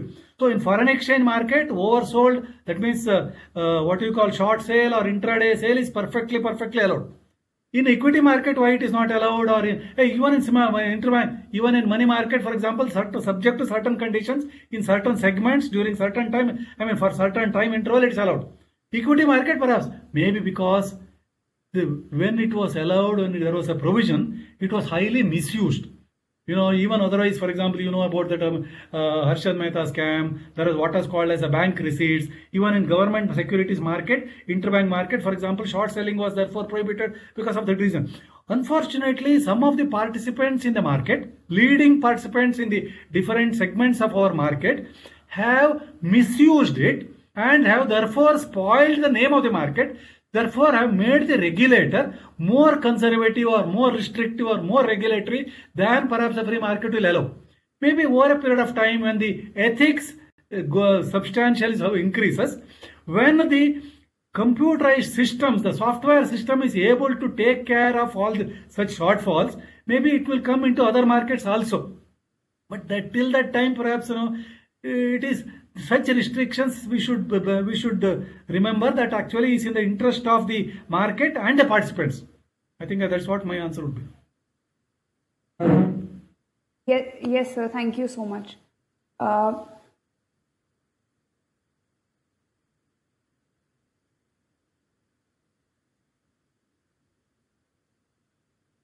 So I think we can wrap this up now. Thank you so much to all the eminent speakers and all the participants for joining.